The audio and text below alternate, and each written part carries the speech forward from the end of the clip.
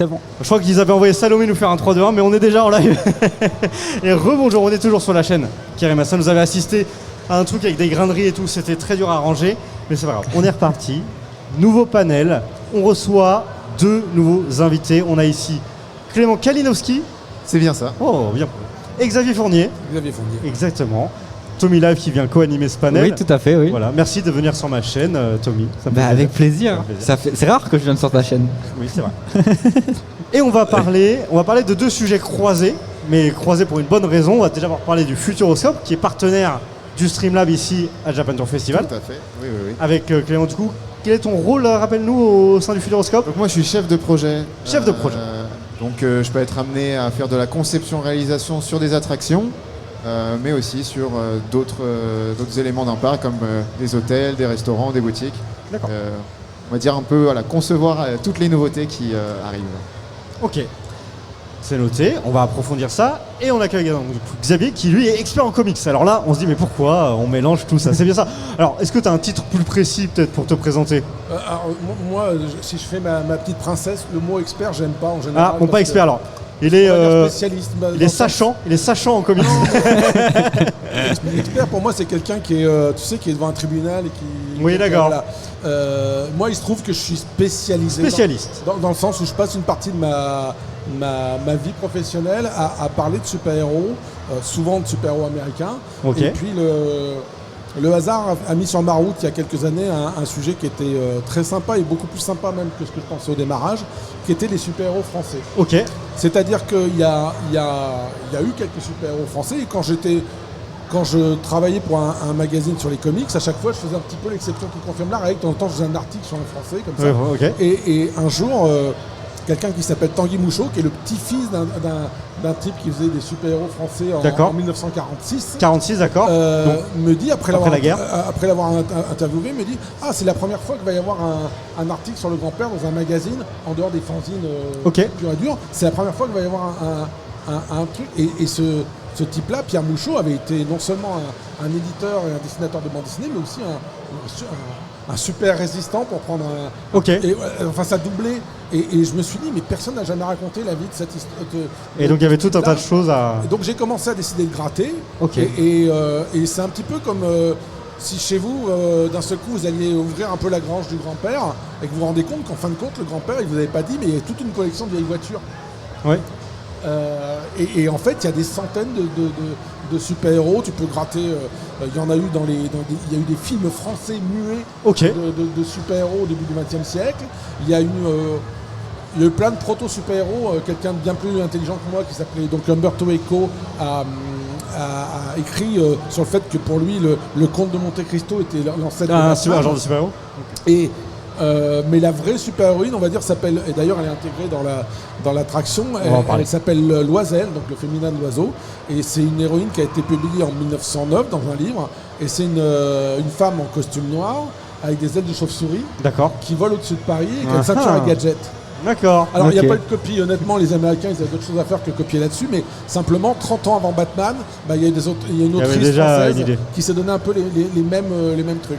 Et moi j'ai trouvé ça super intéressant de montrer qu'on avait eu ça et que fondamentalement il y avait une sorte de perte de souvenir, une perte de légitimité. C'est-à-dire qu'aujourd'hui il y a plein parfois de réalisateurs qui veulent faire des films de super-héros français. Il y a parfois des auteurs de bande dessinée qui disent à leurs éditeurs j'aimerais bien faire des trucs de super-héros français. Et on leur dit c'est pas notre culture, nous on ne sait pas faire. Et en fait, on sait faire. Alors je dis pas du tout que les Américains nous ont tout copié, c'est des influences croisées et je suis pas non plus en mode chauvin, revendicatif. Je dis juste que les super-héros français, on les a oubliés, mais qui sont pas plus cons que les autres. Ouais. Ok. Et il y a quelqu'un qui m'a téléphoné il y a un peu plus de 2 ans, qui s'appelle Fix, donc François-Xavier Bag, qui est un peu qui a un titre de producteur auprès du Futuroscope. Oui, c'est ça. C'est ça.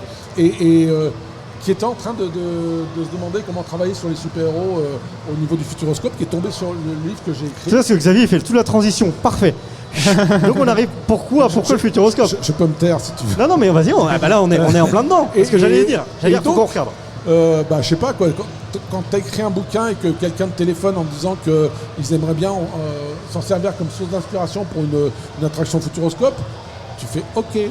mais genre en même temps tu te dis ça va être quoi. Mais quoi ça j'ai eu la grande chance que François Xavier et donc les forces vives du Futuroscope comprennent entièrement que c'était pas seulement des questions de super slip et de trucs moulants, mais qu'il y avait des gens derrière. Ouais. Et que donc ils ont décidé de faire dans cette attraction que je vais laisser le chef de projet décrire, mais de faire un truc qui intègre aussi le fait qu'il y a eu des auteurs et des autrices derrière. Et il y a un petit mot d'ailleurs à la fin de l'attraction qui est très bien pour ça. Et du coup, à ma grande surprise, c'est quelque chose qui passe. Que quand les gens vont visiter cette attraction-là et découvrent cette nouvelle héroïne qui s'appelle donc Étincelle, qui a été créée pour l'occasion, ils comprennent aussi que ça correspond à une forme d'héritage. D'accord, ok. Belle introduction, mais on va remettre un peu de contexte, Clément, si tu veux bien. Et effectivement, du coup, mais la transition est toute parfaite, puisque pendant que, justement, Xavier était en train de faire tout ce travail sur les super-héros français, et écrire notamment une œuvre qui s'appelle Super-héros, une histoire française, qui est un peu la Bible, une compilation sur tous les super-héros qu'on a pu avoir en France, nous, au Futuroscope, on était en train de rechercher un thème pour une nouvelle attraction. D'accord. En effet, on avait un cinéma 4D qui était précédemment sur le thème de l'âge de glace. Et on va dire que l'âge de glace avait fait son temps. Et on cherchait à renouveler un peu ce principe de cinéma 4D, mais en créant une nouvelle attraction. Donc la première étape, ça a été de penser à un thème qui reprenne les codes et les valeurs du Futuroscope, je dirais. Parce que le Futuroscope, finalement, quand René Monory l'a créé en 1987, c'était un parc de loisirs, mais aussi à visée éducative. Ouais. Et là, on s'est dit, tiens, on doit faire une nouvelle attraction. Comment on pourrait remettre un peu justement ce contexte éducatif en apprenant quelque chose à nos visiteurs, mais en ayant un thème fun. Donc pour ça, on a consulté, on a fait appel à François-Xavier Aubac, dont parlait Xavier, qui lui nous a proposé 5 scénarios différents. Et il y en a un qui nous a frappé immédiatement, c'est celui des super-héros français. Okay, ouais, et justement, comment il a pu avoir cette idée-là, c'est justement en consultant Xavier qui est avec nous. Donc en fait, il nous a dit, voilà, on a un thème sur les super-héros français. Personne, ou quasiment personne n'est au courant qu'ils ont existé. Donc on va remettre ça sur la table en découvrir aux visiteurs, tiens, les super-héros français, c'était eux. Ils étaient là dès le début du XXe siècle. Donc on va les remettre en lumière. Et en plus de ça, on va créer une histoire, alors avec une super-héroïne qu'on a créée qui s'appelle Étincelle, et qui est une jeune ado dans un musée qui va récupérer un costume, et je ne vous spoil pas la suite de l'histoire, mais il va y avoir une aventure, mais avec des acteurs, donc des jeunes acteurs, frais, dynamiques, et donc on a vraiment un film, donc c'est un mélange entre un film avec une production réelle, qui a été tournée notamment à Paris, et un mélange d'animation et le côté en 3D. Voilà. Et donc c'est un mélange de tout ça. On part de l'histoire donc, du début du XXe siècle en reprenant tout le travail de recherche qu'a fait Xavier jusqu'à finalement la création de cette nouvelle histoire avec ces nouveaux super-héros français qui se déroulent à l'heure d'aujourd'hui. Et voilà. Ça fait je pense que tu l'as bien présenté. On a un petit teaser. Peut-être qu'on peut regarder, il me semble. Je pense qu'il n'y a rien de mieux qu'un petit teaser. Est-ce que la régie peut nous envoyer le teaser? Et voilà. Alors ils ont le son en live. T'as pas fait ça, t'as pas volé le costume d'Étincelle. C'est la super-héroïne la plus... Là c'est tout l'univers que vous avez créé, quoi. Des vrais super-pouvoirs. Comme on se retrouve, Étincelle, cette fois tu ne m'arrêteras pas. Il y a des méchants. Ah ouais, des méchants ténèbres.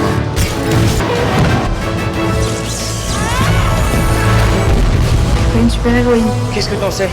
Le costume t'as choisi, c'est pas pour rien. Dès février, donc c'est ouvert. Ouais. Le public est au rendez-vous? Le public est au rendez-vous. C'est une attraction qui marche du coup très très bien auprès des familles. C'était notre public cible. On est sur un cinéma 4D, donc avec des plateformes dynamiques, une multitude d'effets spéciaux. Mais on n'est pas sur une attraction à très très forte sensation. On voulait justement permettre à tous les âges justement de pouvoir faire cette attraction et qu'elle puisse plaire à un plus grand nombre. Donc finalement elle est accessible aux tout petits et jusqu'au plus grand. Et les premiers retours justement sont très très bons, et c'est notamment la découverte de ce thème qui fascine nos visiteurs. Avant d'approfondir un petit peu sur l'attraction en elle-même, cette attraction, elle s'inscrit aussi dans un plan général du Futuroscope. J'en avais discuté lors d'un live Twitch Japan Tour avec une autre personne de chez vous qui travaille plutôt à la com, qui expliquait que du coup, il y avait vraiment aussi quelque chose qui avait été repensé globalement et que cette attraction, elle venait s'inscrire aussi dans ce plan-là. Exactement. Donc c'est le plan qui s'appelle Vision 2025. Donc il faut savoir, juste avant le Covid, il y a eu un nouveau souffle qui a voulu être apporté sur le parc du Futuroscope en présentant un plan d'investissement de plus de 300 millions à notre actionnaire majoritaire qui est la Compagnie des Alpes et aussi nos actionnaires.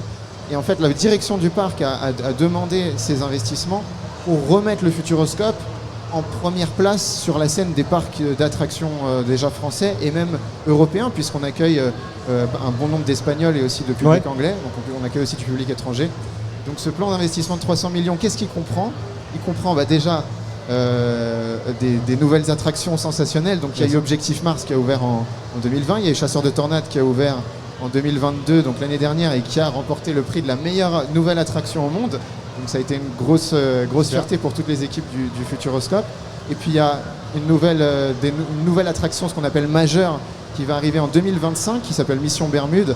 Ça va être aussi une première mondiale, un bateau qui va faire du rafting et à la fois qui va passer sur des rails sur le thème du triangle des Bermudes. Donc ça, c'est des grosses attractions, mais aussi des plus petites attractions qui viennent, on va dire, renouveler l'existence. C'est le cas d'Étincelle qui vient prendre la place de l'Âge de Glace. Donc on va dire que pour cette attraction, l'exemple, c'est qu'on a gardé le pavillon en lui-même, la coquille, et on a refait tout ce qu'il y a à l'intérieur. Tout a été changé, on a fait des travaux pour remettre tous les décors en adéquation avec le thème. Et en ce qui est sur le plan technologique, forcément on est le Futuroscope, donc on essaye toujours de faire les choses comme il se doit. Et donc là on a équipé cette nouvelle attraction de toute la pointe de la nouvelle technologie, que ce soit au niveau de la projection, avec un projecteur laser 4K, au niveau du son, avec un système Dolby Atmos complet. Et on a même développé une première mondiale avec des effets de laser en 3 dimensions. Voilà, ça n'avait jamais été fait avant et on l'a développé pour cette attraction-là. On est impatient de le voir, nous aussi. Ouais, c'est ça. Je vais juste terminer du coup avec le plan de Vision 2025, puisque là je vais parler que des attractions, mais on a également des nouveaux hôtels. Donc là, l'année dernière, Station Cosmos qui a ouvert, donc c'est un hôtel un peu futuriste sur le thème de l'espace, dans une base spatiale. Dans une semaine tout pile, le 7 juillet, va ouvrir notre second hôtel thématisé qui s'appelle les Ecology. Donc c'est un concept un peu de lodge dans la nature. On a recréé une bulle de verdure à l'intérieur du parc du Futuroscope qui était de base construit sur un champ. Donc voilà, on apporte aussi cette petite touche-là. Et l'année prochaine, on va dire le clou du spectacle, un second parc, un parc aquatique indoor qui va s'appeler l'Aquascope. Et donc qui comprendra plein de toboggans et d'activités ludiques, des piscines, et aussi on va essayer d'apporter notre touche encore Futuroscope en essayant de mêler la technologie à l'eau en faisant plein d'effets. Ok, c'est assez inédit, on n'a pas trop vu ce genre de... Très bien, on va revenir un petit peu sur Étincelle et sur votre travail. Alors, la première question que j'aurais, c'est, vous avez voulu parler de comics français, quelles ont été les spécificités par rapport à si vous aviez parlé de comics de manière générale, de super-héros. On va parler de super-héros plutôt. Super-héros français. Quelles sont les petites touches que toi, Xavier, tu as pu leur apporter dans leur travail ? Alors, au début, il y a eu un choix cornélien parce que dans mon bouquin, et encore, j'ai pas tout mis, mais je crois que je parle d'à peu près 300 personnages. Oui, déjà, ça fait beaucoup. Donc déjà, et on te dit, il va falloir en sélectionner... 15, 20, peut-être 18, un truc comme ça. Donc déjà, c'est un petit peu... déjà, c'est pas mal, 18. Mais... C'est un petit peu déchirant. Mais il se trouve que l'histoire, au début, le scénario imposait qu'on se concentre plutôt sur les super-héros qui ont été actifs avant 1949. Alors, soit qu'ils aient été publiés et diffusés avant 1949, soit que dans l'histoire, l'auteur ait décidé de faire que ces personnages fonctionnent. D'accord. Alors pourquoi ce choix-là ? Il y avait une raison particulière ? Parce que vous verrez dans l'attraction que en fait, s'il y a du spoil, il faut nous dire no spoil. On peut dire, je check. De ce qu'on voit dans le teaser, on peut juste un peu développer, mais tout ce qu'on appelle le pré-show, le hall d'accès, c'est une sorte de musée des super-héros français inventé pour l'occasion, avec une fresque qui fait 44 mètres de haut. Bien vu, bien retenu. De long, 44 mètres de long et 12 mètres de haut. Qui est donc l'œuvre de Michel Monteillet, qui est un auteur lyonnais qui connaît bien ces personnages-là.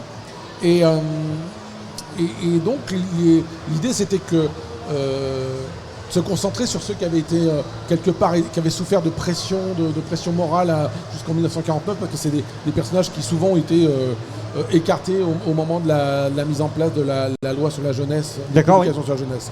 Et donc ça a fait le choix un peu d'office. Après, moi j'ai essayé un peu de me concentrer sur des personnages qui étaient à la fois certains personnages qui viennent de romans, certains personnages qui ont été tirés de films de l'époque, dont je parlais tout à l'heure, et puis des premières bandes dessinées entre 1946 et 1949, de manière à ce que ça soit un petit peu équilibré, qu'il y ait un petit peu de super-héroïnes, alors même s'il n'y en avait pas beaucoup à l'époque, qu'il y ait un petit peu de super-héros. Et le choix s'est fait comme ça. Et par la force des choses, je dois dire que moi-même au début j'étais un peu enquiquiné qu'il n'y ait pas quelques personnages un peu plus modernes. Ouais. Et en fin de compte, je dois dire que l'avantage c'est un peu comme quand on enlève l'arbre qui cache la forêt, c'est-à-dire que ça permet vraiment de parler de ces personnages qui ont existé. Enfin genre, il y a des personnages modernes que tout le monde connaît, même si parfois les gens oublient un peu que c'est des super-héros. On peut parler de Ladybug dans Miraculous, qui sont très populaires. C'est vrai. Mais simplement, souvent on me dit ah bah oui, ces personnages-là, s'ils existent, c'est qu'ils singent les Américains. Alors forcément un peu en partie, mais globalement, je pense que c'est minimiser la valeur et la portée des auteurs modernes, de leur faire oublier qu'ils ont une légitimité dans ce truc-là. Et la meilleure manière de leur rendre cette légitimité-là, c'est de montrer qu'il y a des auteurs qui existaient déjà. Et cet avantage-là, cette espèce d'histoire un peu hybride qui montre ça, qui montre qu'il y a des choses qui ont existé, c'est sous forme de parabole, puisqu'on dans l'attraction, on t'explique que les super-héros, et non pas les publications sur la jeunesse, ont été interdits en 1949, ce qui n'est pas vrai, bien entendu. D'accord, les super-héros n'existant pas, ça ne vous aura pas échappé. Mais en fait, le message passe. Et c'est ma grande surprise, c'est dès qu'on a fait les premières séances avec du public, les gens ressortaient en ayant très bien compris que ça avait existé et que c'était... Ils avaient appris du coup, donc le côté éducatif a fonctionné. Et que c'était dommage qu'ils n'aient pas pu profiter de ces personnages-là. Et pour la petite histoire, je parlais de Tanguy Mouchot tout à l'heure, donc, qui est le petit-fils de Pierre Mouchot et qui a réédité l'œuvre de son grand-père. Et lui me racontait que dès Angoulême, le festival d'Angoulême cette année, il y avait des gamins qui allaient vers son stand en disant « Ah, c'est Fantax, on l'a vu au Futuroscope ». D'accord, oui, donc ils ont fait le lien, etc. Et du coup, donc, je pensais à ça, mais c'est vrai qu'en fait, l'accompagnement, il ne s'arrête pas forcément à l'attraction en elle-même, c'est-à-dire au film, mais en fait, toute la construction, donc tu parlais d'un musée, etc., tout a été pensé aussi pour être dans cet univers-là et apporter des éléments. C'est ça, en fait, on a scindé le pavillon en 3 espaces distincts. L'attraction, elle se fait en 3 temps. Quand on entre dans le pavillon, on est dans le musée des super-héros français, donc on a cette immense fresque de 12 mètres de haut et de 44 mètres de long, où en fait on a replacé les vrais super-héros français historiques qui ont existé, et on a mis aussi des encarts pour expliquer qui ils étaient, en quelle année ils sont apparus, etc. Donc c'est vraiment un premier espace de contemplation, donc c'est une file d'attente. Et on a des éléments de partout. Dans l'attente. Voilà, quand on attend, on a tous ces éléments-là, et justement on apprend qui sont ces super-héros français. On a aussi une grande statue du super méchant qu'on annonce ensuite dans le film. Et quand on passe en fait dans le second espace, la transition elle se fait justement passe sous la super-héroïne Étincelle. Et cette super-héroïne Étincelle, on la découvre dans le second espace qui est donc un pré-show. Et le pré-show, en fait, c'est la continuité du musée des super-héros, où là, en fait, on a une scène imposante qui est en mapping. Donc tout est vidéo mappé, donc on a l'impression qu'il y a des décors réels, mais en fait, c'est de la vidéo. D'accord. Et là, on y découvre du coup le début de l'histoire. Donc Alice, une jeune guide de musée, qui est du coup la guide du musée des super-héros français, qui est un peu paumée dans son adolescence, qui sait pas trop ce qu'elle fait là. Et finalement, avec son ami Ted, qui lui est un peu geek et qui connaît tout surtout sur les super-héros français, ils vont expliquer aux visiteurs du parc du Futuroscope qui ont été les super-héros français d'antan. Et il se trouve que en fait, Alice, pour participer à un cosplay, elle va voler un costume du musée qui appartenait à la super-héroïne d'antan Étincelle, et elle va récupérer, entre autres, ses pouvoirs. Et ensuite... on avait dit qu'on ne spoilait pas. Non. Il en a dit beaucoup, il en a dit beaucoup. Non, là je spoil l'introduction. Mais ensuite, du coup, Après, on est amené à rentrer dans le cœur de l'attraction. Ça donne quand même envie, hein, même si on en... Ouais, c'est vrai de fou. Hein. Et donc ensuite, on entre dans l'attraction. Et là, on est le film 4D, un film de 12 minutes, et on suit les aventures d'Alice. Ok. Mais du coup, je voulais préciser un truc, mais c'est vrai que moi, bêtement, avant même de ce panel, je me disais, en fait, je pensais comics français. En fait, c'est bien qu'on ait regardé sur super-héros français, parce qu'en fait, avant 1949, le super-héros, et tu viens de le dire, ce n'est pas que de la bande dessinée, c'est du roman, c'est peut-être de l'audio aussi. Je ne sais pas si ça s'est fait chez nous, en tout cas je sais que ça s'est fait dans certains pays. Il y a eu quelques feuilletons radio où tu as des personnages qui ont une double identité, des choses, mais on ne peut pas vraiment dire qu'il y a eu beaucoup de choses. Voilà, c'est aussi de l'écrit finalement, ouais, en fait. C'est ça. Et du coup c'est aussi ça qui a voulu inspirer...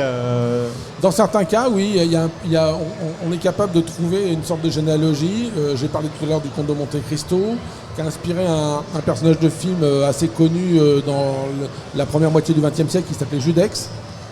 Ce personnage-là s'est très bien exporté au début du XXe siècle aux États-Unis parce qu'il suffisait de changer les cartons. Et le premier chapitre s'appelle L'ombre mystérieuse, donc ils ont traduit ça par Mysterious Shadow. D'accord. Quelques décennies plus tard apparaît un personnage de roman et de show radio aux États-Unis qui s'appelle The Shadow, qui a exactement la même allure. Et là, il y a autant tout à l'heure sur Loisel, je disais qu'a priori il n'y a pas du tout de filiation, autant là. Oui, c'est vrai parce que The Shadow, c'est pas le personnage qui a inspiré derrière Batman. C'est exactement ce que j'allais dire, tu es en train de me spoiler mon effet. Désolé. Ouais, super, carrément. On est en gros, on est sur 3 ou 4 générations. Il y a 3 ou 4 générations où tu vois comment c'est venu, comment c'est passé. D'accord. Il y a un autre personnage qui s'appelle Balaou. Balaou, c'est un singe qui a été transformé en homme par la science et qui donc, entre guillemets, garde ses pouvoirs de singe, et ça veut dire qu'il marche au mur. Donc en fait, c'est une sorte de Spider-Man. Okay. Dans le roman, il monte en haut de la tour Saint-Jacques à Paris. Enfin, il y a un de ses ennemis qui est aussi un autre singe qui monte en haut de la tour Saint-Jacques à Paris et qui commence Qui commence à acheter des pierres sur les passants en bas. Ce roman a bien marché, c'est devenu un film, c'est même devenu plusieurs films qui a été fait et refait. Il y a une version américaine qui s'appelait The Demon Babu. Et donc, tout ça est sorti avant King Kong. Et là aussi, on a du mal à penser que la tour avec King Kong a pas été inspiré de ce truc. C'est vrai. D'accord, ok. Et donc ensuite, votre collaboration, donc ça c'est... parce que là, on a discuté un petit peu de ce sur quoi on avait apporté. Et concrètement, ça s'est matérialisé comment? Est-ce que tu as été sur place également de ton côté? Pas sur place, pas pour enquiquiner les gens qui étaient... Genre, ça va pas du tout, ça, Clément. Puis, en plus, faut un peu chacun connaître sa place et savoir où on est. Bien sûr. Moi, mon boulot il était plus... ayant écrit ce bouquin il y a quelques années, j'avais fait beaucoup de recherches à l'époque et surtout j'avais recontacté l'essentiel des familles pour avoir les autorisations, parfois les interviewer pour avoir des renseignements. Et ça veut dire que, puisque ça aussi ça compte quand tu fais une attraction. Il y a eu des retours positifs justement de ces gens qui ont repris un peu de lumière, enfin leur famille, qui a repris un peu de lumière grâce à ce musée dans l'attraction On l'a pas fait sans eux, c'est-à-dire qu'on a demandé l'autorisation. Oui. Alors il y en a certains qui sont tombés dans le domaine public où c'est autre chose, par exemple Loisel de 1909. Il n'y a plus personne, oui. Mais effectivement, en particulier, il y a un personnage qui s'appelle Homo le super robot. Et c'est une dame qui a près de 80 ans aujourd'hui. Et ce personnage-là a été créé par son père. Et elle s'en souvenait pas, elle pensait que son père avait commencé dans la bande dessinée 3 ou 4 ans plus tard, et elle n'avait pas de trace de ce personnage-là. Et c'est moi qui lui ai envoyé des plans de ce personnage-là en disant non, incroyable. Votre père a créé ça et elle a redécouvert quoi. Et donc en plus quand tu leur expliques que c'est pour un peu faire connaître le travail de selon les cas leur père ou leur grand-père, il y a un côté qui est émouvant. Il y a des gens dont le père ou le grand-père ont eu des problèmes en France parce qu'ils faisaient de la BD mauvais genre. Tu sais, c'est à une époque où la bande dessinée, c'était pas bien. En plus, la bande dessinée populaire, c'était vraiment oh mon Dieu. Et d'un seul coup, tu leur dis, il y a moyen, voilà, le Futuroscope est intéressé pour faire découvrir le travail de votre père ou de votre grand-père. Et il y en a pour qui c'était presque un souvenir douloureux, et d'un seul coup tu trouves le moyen de positiver ça, donc c'est vachement sympa en fait. Oui, c'est vrai qu'il y a eu un moment super émouvant, c'est justement quand on a eu finalisé à peu près les premiers réglages et la première version du du média, en fait, la plupart de ces ayants droit, on les a invités au Futuroscope pour découvrir un peu la phase finale des travaux de l'attraction et le film en avant-première devant tout le monde. Et c'est vrai qu'il y a eu une émotion à ce moment-là qui était énorme et très belle, et justement de voir que avec cette attraction au Futuroscope, on remettait tout ça en lumière, le travail de leur histoire en fait, puisque ça fait partie de leur histoire, de leur famille. C'était très beau comme moment. Ouais. J'imagine. Donc du coup, le rendez-vous maintenant il est pris, plus qu'à aller voir l'attraction qui est ouverte du coup depuis 4 mois maintenant. C'est ça. Et puis ça va durer encore un moment. Ça va durer encore un moment. Ah oui, là c'est parti. Bon, merci pour votre présentation de l'attraction. Juste un petit mot avant de vous laisser. Je sais qu'on va avoir d'autres panels, on va discuter avec d'autres personnes autour du comics également. Par rapport à notre partenariat autour du Streamlab, du coup c'était aussi quelque chose qui était cohérent, logique par rapport au Futuroscope. Est-ce que vous voulez mettre en avant comme idée, comme image? Du coup oui, ce partenariat, c'est vrai que du coup c'est Thomas Gervais du Futuroscope qui est en charge des relations, justement des partenariats, qui a mis en place ce partenariat pour le Streamlab cette année. Et donc c'est apparu un peu logique finalement de faire le lien entre notre nouvelle attraction Étincelle sur le thème des super-héros français et le Japan Tour Festival. Donc un grand merci à vous justement pour... Et grâce à ce partenariat, tout le week-end, pendant les interludes, vous pouvez gagner des places pour le Futuroscope et pour aller voir Étincelle du coup. Donc n'hésitez pas, quand il y a une petite interlude, vous pouvez gagner des places. Tout à l'heure, ça n'a pas gagné. Peut-être tu pourras revenir. Cécilia dans le public a gagné tout à l'heure. Place au cinéma, c'est bien aussi, mais les places pour Futuroscope, elles sont là. Et elles sont à gagner. Du coup, jouez et allez voir Étincelle. Jouez et gagner. Messieurs, je vais vous libérer. Vous allez pouvoir profiter encore de cette Japan Tour Festival, voir plein de gens intéressants. Et on va accueillir d'autres personnes. Il y a Comicsverse qui va venir nous voir. C'est ça. Qui sont aussi intéressants aussi. D'autres personnes intéressantes ? Oui, très intéressantes. Tout le monde, en vrai, tout le monde est très intéressant ici. Il n'y a pas de gens. Merci beaucoup. Merci à vous. Et à très bientôt. À bientôt.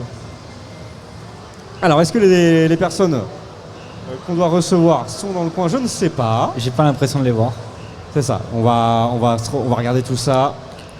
En tout cas, très cool l'histoire des super-héros français, parce que finalement, on se rend compte que il n'y a pas que les géants américains qu'on connaît tous. Non, mais complètement. Qui sont maintenant au cinéma et tout ça, et que même du coup c'est plus vieux que ces géants-là américains qui dominent maintenant le marché, quoi. Donc du coup maintenant 2 choses à faire, Tommy. Aller voir Étincelle. C'est vrai. Et acheter le bouquin de Xavier pour être un collab sur les super-héros français. C'est clair. Voilà. Mais ça m'a hype de fou en vrai. Il y a 2 choses. Ça m'a hype de fou. Voilà, il faut qu'on soit au taquet. Allez, je vais je pense me déplacer. Je vois qu'il y a Wartox qui est là. Tu fais quoi, Wartox? Tu te balades? Hein? Il va aller chercher, il a dit. Non? Il va aux toilettes, je crois.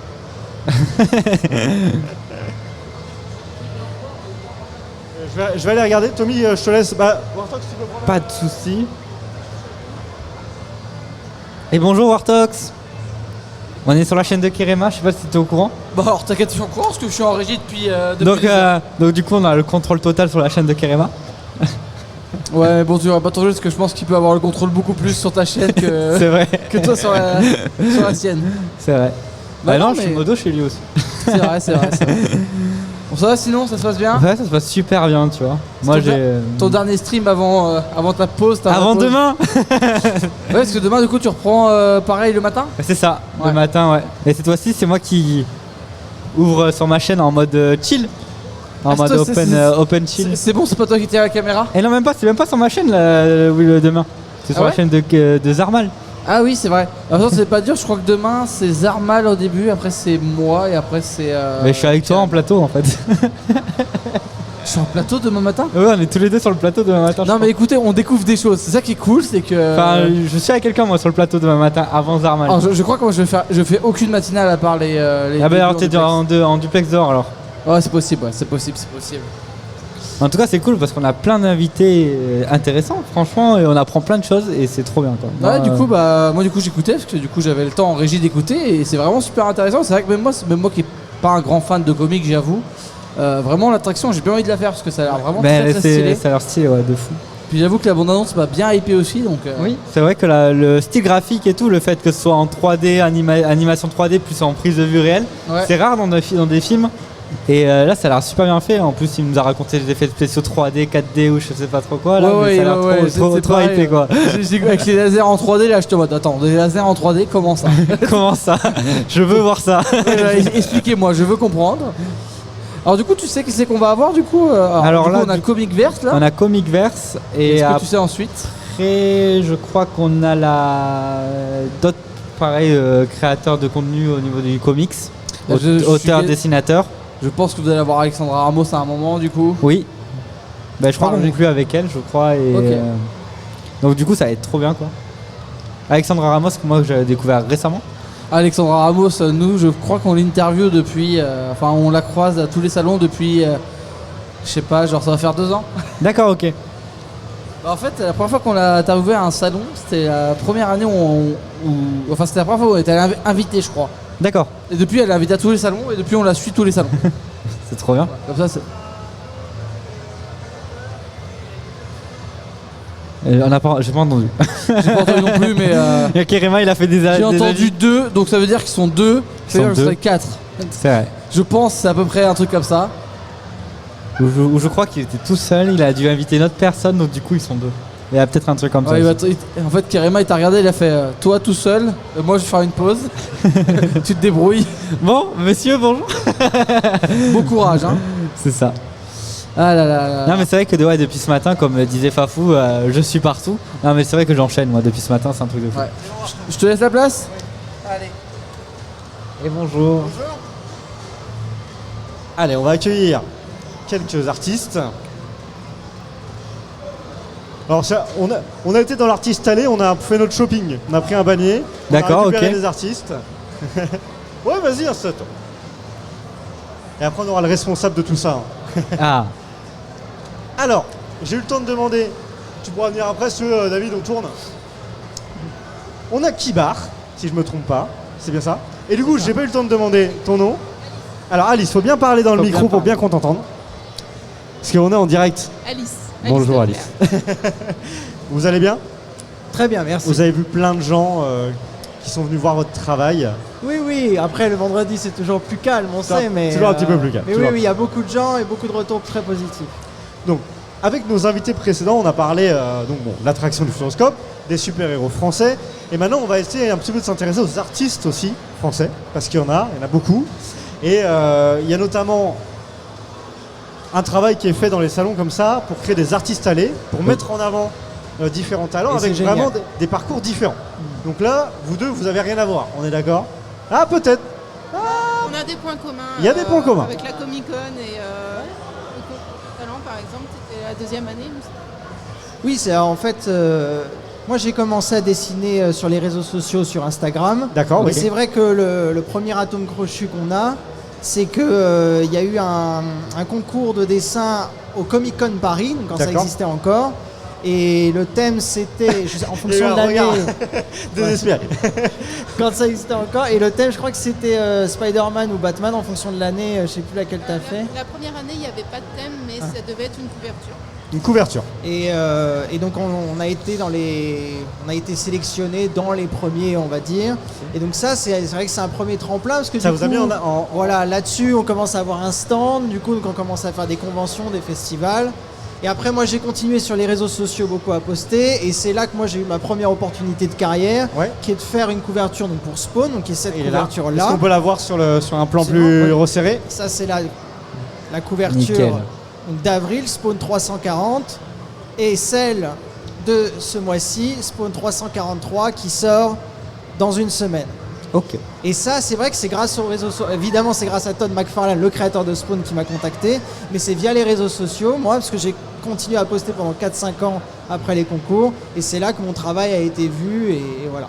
D'accord. De ton côté? Oui, les réseaux sociaux aussi, beaucoup. Effectivement. Dans mon cas, ça a été le hashtag Visible Women. D'accord. De Kelly Sue DeConnick, qui m'a ramené mon premier travail d'intérieur. D'accord. Tout simplement parce que les gens passaient par le spreadsheet pour aller chercher. Et, le micro, attention, pour qu'on t'entende bien, parce que sinon j'ai pas le retour. La Comic-Con, en fait, ça a beaucoup aidé aussi parce que dès le début, on a eu des présidents de jury qui étaient quand même très connus. On a eu Brian Michael Bendis. Je crois que la deuxième année, c'était qui déjà la deuxième année Après, il y avait beaucoup de gens de chez Panini. Il y avait des artistes comme Mahmoud Asrar aussi, je me souviens, sur l'année Spider-Man. Effectivement, il était président du jury. Et donc, Liber Mejo pour Batman. Notre portfolio devant des grands noms du comics. Ça présentait ça a de l'impact. Ça met aussi ça a été très intimidant, en avant. En tout cas, mais et c'est le genre de visibilité.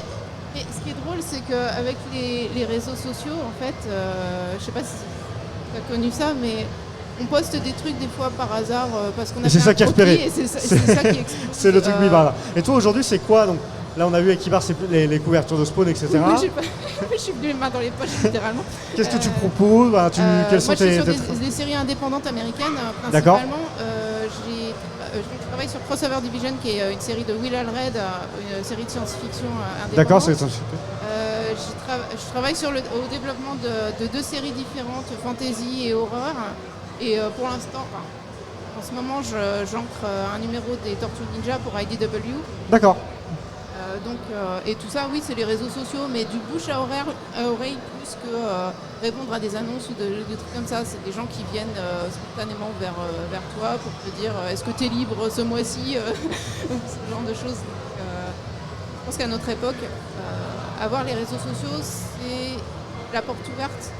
Parce que des Français, il y a 50 ans, oui, c'est très différent. Quand on n'habitait pas à New York et qu'on il y en a, il y en a peut-être, mais il y en a des Français qui ont percé avant. Il y a eu les Mobius, etc. Il y a par exemple mes collègues Guy là, qui est dans le public, et l'exemple parfait aussi, Guy, c'était il y a 50 ans, c'est bien ça. Qui fait des couvertures pour Marvel aussi. Donc il y a des exemples de Français, mais c'est vrai que quand on n'habite pas là-bas, souvent on dirait il faut habiter par exemple à Los Angeles pour faire des films. Et là c'est vrai qu'avoir les réseaux sociaux, ça fait une vitrine et ça fait que juste un éditeur peut scroller, tomber sur vous sur Insta et dire on va lui envoyer un message privé et voilà. Oui, c'est ça, c'est qu'aujourd'hui c'est vraiment différent et vous n'avez même pas besoin, même si vous bossez pour des Américains, vous n'avez pas besoin là de partir aux États-Unis demain. Vous pouvez bosser à distance. Oui, les gens ont du mal à comprendre ça. Souvent, ils te disent oh, et tu vas aller aux États-Unis? Non, je reste chez moi. Je suis chez moi. Après le désavantage, c'est que du coup, oui, n'importe qui peut travailler pour des Américains partout dans le monde. Mais du coup, n'importe qui. Mais du coup, c'est un avantage qui est aussi avec. Du coup, la concurrence est rude. Oui, c'est vrai que du coup, ça. Vous êtes en concurrence avec tout le monde. Tout le monde devient un concurrent, bien sûr. Moi, ceux qui savent, ceux qui ont du talent quand même, parce que moi, perso, je suis pas vraiment une concurrence, je crois. Ah ouais, tu sais pas dessiner? Comment ça, carrément? Tu veux qu'on en parle? Et du coup, si on revient un petit peu sur ce type d'événement, les conventions comme ça, donc là, c'est une occasion de rencontrer les gens. C'est quoi? Est-ce que les gens vous connaissent déjà pour certains? Est-ce que c'est plutôt une occasion de faire découvrir votre travail? Ils doivent te connaître déjà en arrivant. Il y a un peu des deux. Franchement, le salon, c'est l'occasion de rencontrer beaucoup de nouvelles personnes qui connaissent pas votre travail, qui ont un coup de cœur éventuellement, qui disent ah t'as vu Moon Knight, t'as vu Spider-Man, trop bien comment il l'a dessiné. Et puis après il y a aussi quelques personnes qui vous ont vu sur les réseaux sociaux. Après moi j'ai un peu le truc de Spawn en ce moment, donc je commence à avoir aussi les fans de Spawn qui viennent puis qui disent ah on a entendu qu'il y avait un Français qui travaillait sur Spawn et du coup on aime bien ce que vous faites. Mais il y a un peu des deux et globalement c'est quand même plus rencontrer de nouvelles personnes. Mais c'est vrai que c'est aussi l'occasion de voir des gens en vrai et ça change des réseaux sociaux où là pour le coup le seul contact qu'on a avec les gens c'est Instagram. Et est-ce que le côté, alors je pose la question aux deux, c'est les gens, mais est-ce que vous aussi entre vous êtes, c'est sympa peut-être de se retrouver entre artistes, de revoir les gens parce que c'est un petit milieu aussi donc vous devez vous connaître et c'est un moment de vous retrouver aussi convivial. En fait, on a l'impression de faire partie d'un club. C'est un club. C'est un club très ouvert, mais c'est marrant parce que moi, par exemple, j'ai rencontré Jofu sur une convention. Ouais. J'avais déjà des dessins de lui dans mon dossier de référence. Okay. Donc, on devient pote avec des gens qui étaient déjà des inspirations.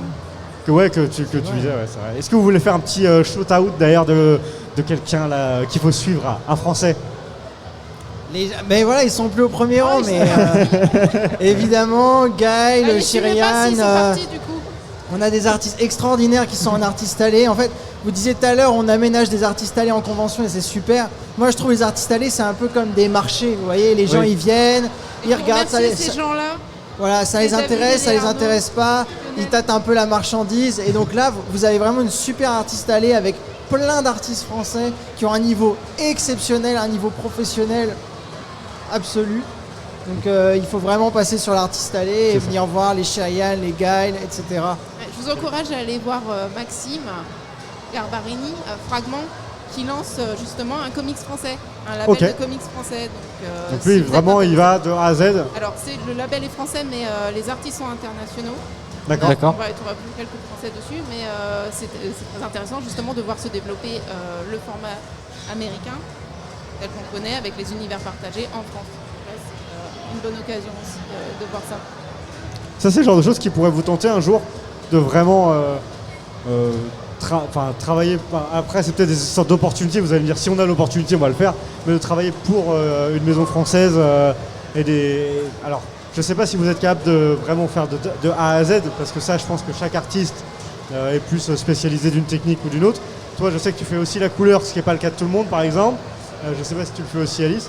Mais est-ce que vraiment aller jusqu'à créer une œuvre, c'est quelque chose qui pourrait vous tenter? Ou que vous faites déjà peut-être? Alors moi le répertoire qui me plaît, c'est le répertoire de mon enfance. Ouais. Donc c'est Batman, c'est Superman, etc. C'est ça que t'as envie. Aujourd'hui ça m'éclate parce que je m'amuse avec ça ou avec des choses qui sont proches de ça. Donc voilà. Si un jour j'ai une super idée, évidemment je me priverai pas de le faire. Mais aujourd'hui c'est ça qui m'éclate. Et juste je rebondis sur ce que tu disais sur la couleur, etc. Alice elle disait tout à l'heure qu'elle a eu des opportunités de faire de l'intérieur, pour qu'on explique bien aux gens. L'intérieur c'est faire des pages intérieures d'un comics. Et moi mon travail c'est d'être illustrateur, c'est de faire les couvertures des comics. Moi j'ai jamais fait de page. Et voilà. On est vraiment dans un monde spécial. C'est là où des fois on perd un peu les gens avec les comics. Mais c'est vrai que quand on n'est pas habitué à ça, c'est vrai qu'en fait la liste elle est longue de personnes qui travaillent sur, sur un comic. Il y a la cover, il y a les pages intérieures, il y a le scénario des fois qui est une autre personne, des fois il y a même les bulles, c'est une autre le texte c'est une autre personne. Donc il faut savoir. Mais et donc la hiérarchie du truc, c'est quand on commence à faire les pages intérieures, c'est top. Je pense que ça dépend de la façon dont on a de raconter une histoire. Si ton approche elle est séquentielle, tu vas vouloir faire des planches. Moi, je vois les couvertures comme une case qui doit raconter une histoire aussi. Mais il y a des gens qui approchent les couvertures plus comme des pin-up. Ça dépend de ce que tu veux faire avec ton art. Mais c'est marrant parce que j'ai dû réexpliquer ça à ma famille récemment, le fractionnement des BD américaines, parce qu'ils connaissent le format, on va dire, européen. Et quand j'ai annoncé que j'allais faire l'ancrage sur des planches, ils étaient là... Ah bon? Alors c'est-à-dire, les ancrages, tu fais la couleur? Non, je fais l'ancrage, l'encre, le noir, et donc j'ai dû leur montrer un peu les étapes, et ils sont là, wow, ça fait du monde. Oui. Parce qu'il y a forcément, il y a le scénariste, il va y avoir ensuite le crayonné par un des artistes, voir l'encre, ou alors on a quelqu'un d'autre qui arrive comme moi pour ancrer. Il y a le coloriste, des fois il y a un flatteur entre les deux pour préparer les couleurs, le lettreur et le designer à la Finalement, on se rapproche d'un film. En fait, avec tous ces métiers. Exactement. Voilà, c'est comme ça qu'ils imaginent un peu le travail. C'est vrai qu'on l'a un peu moins. Alors en fait, on pense l'avoir moins chez nous, moins dans le monde du manga, mais c'est faux. C'est juste que les mecs sont pas crédités. Oui, en fait, c'est comme quand vous dites, moi j'aime le Batman de Michael Keaton. Mais derrière Michael Keaton, il y a, c'est pas le bon type, mais il y a Wilkinson qui fait les costumes, il y a Elfman qui fait la musique que vous allez retenir, il y a un tel qui design la Batmobile que vous allez associer à Michael Keaton. Ouais, et en fait, tout ce monde-là fait le Batman de Michael Keaton. Donc à chaque fois que vous avez un comics dans les mains, effectivement, vous avez un gars qui a fait, comme disait Alice, le crayonné, l'ancrage, la couleur, la couverture A, parfois la couverture B. Moi je fais deux couvertures. Ça c'est un monde aussi. Les couvertures. Vous pouvez acheter des comics avec plusieurs couvertures. Enfin, donc en fait vous avez tout un écosystème. Et le scénariste, pardon, j'ai oublié le scénariste. Et le créateur du personnage. Enfin bref. Et les éditeurs. C'est vraiment toute une équipe. Enfin, éditeurs, ça c'est le problème en français quand on parle des éditeurs. C'est-à-dire que pour nous éditeurs ça va être la maison d'édition, mais en américain ça va être la personne qui va s'occuper de la série, et dans les cas des grosses maisons d'édition s'assure de la cohérence des séries entre elles. Oui, c'est ça, parce qu'il y a des trucs où il faut... Une espèce de chef d'orchestre sur une série, justement. Quand tu vas travailler avec un personnage, il faut que tu t'assures que tu es cohérent par rapport à tout le truc où il est partout, le mec. Quoi. Oui, un univers en soi. Moi, j'ai déjà travaillé avec plusieurs éditeurs sont indispensables parce qu'ils sont là pour vérifier que les numéros sont cohérents entre Ouais. eux, qu'on ne fait pas d'erreur, que ce soit dans l'histoire ou dans la représentation des personnages. Et ça aussi, c'est assez un boulot, ouais. invisible, mais c'est Oui. important. C'est ça. Des petites questions, Tommy, je te Non, je non, te- du je te tout, laisse moi la je suis en parole. admiration là, j'écoute. Ça marche. Bah écoutez, merci d'être venu nous voir. On a d'autres super personnes à recevoir. On va les accueillir du coup. Après. On voit des artistes là qui Tu vois des super artistes, c'est ça que tu dis. On a Gaël qui fait l'air de rien devant. Allez, on va accueillir Gaël alors.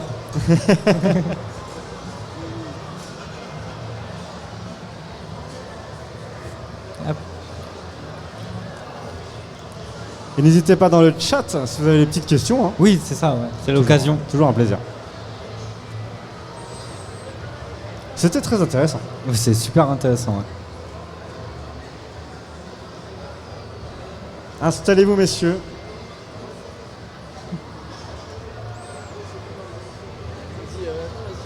Installez-vous, ça va? Bonjour, ça va bien? Alors, faut bien parler dans le micro, vous l'avez vu? Apparemment. Ils ont pas un gros gain. On va essayer. Ah, bah voilà. Alors, on a deux personnes. On a d'un côté un artiste, Gaël, dont j'ai une dédicace à la maison, toi aussi. Oui, tout à fait, L'an oui. dernier, on s'est fait dédicacer notre numéro de Miles On va Morales, je faire comme crois. Kibar, on va poser son truc. Ah, ça c'est beau. Ça doit être ça. C'est beau. Et on a David, c'est ça, Tout à fait. qui est responsable un petit peu de l'organisation de cet artiste allé. De l'artiste allé, ouais. Oui, de Ok. l'artiste allé. Alors, deux profils différents. Tout à fait. On va commencer par Gaël dans la continuité du coup de Kibar et Alice. Donc toi, t'es pas un profil réseaux sociaux. C'est pas comme ça que tu t'es fait découvrir. Ça dépend pour qui. C'est Kibar qui m'a dit ça. Hein.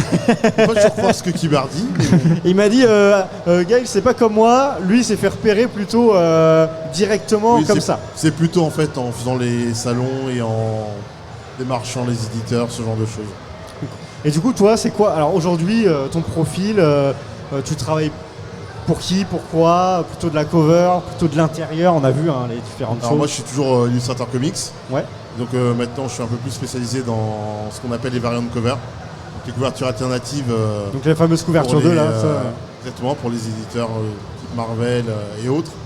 Et donc je fais ça en gros la plupart du temps avec Marvel en client principal et d'autres petites structures plus petites comme Merck Publishing ou d'autres encore plus petites. À côté, je fais des ateliers, je fais des commissions, je bosse pour des structures différentes. Ok. Et il me semble que l'an dernier, sur ton stand, tu présentais également un ouvrage en noir et blanc qui était un recueil d'auteurs que tu avais dans ton ouvrage, je sais plus Alors exactement. oui, c'était pas en noir et blanc, mais c'était C'était pas en noir et blanc. une anthologie en fait. C'est une anthologie. Et c'est donc ça. une anthologie qui s'appelle Noir is the New Black. Le nom reste Et ça. donc qui est réalisée par uniquement des auteurs noirs partout dans le monde, américains, nigérians, français, italiens ou autres. Et donc c'était des 16 petites histoires qui sont du polar, avec des petites tendances sci-fi, des petites tendances historiques ou horrifiques. Et moi j'en ai fait une, donc aussi j'en ai fait une de 8 pages. T'avais fait le scénario aussi du coup? Alors non, j'ai pas fait le scénario, j'ai Non, bossé t'avais avec fait- un scénariste américain. D'accord, ok. Par contre, le coloriste était nigérian. Ok, d'accord. Voilà.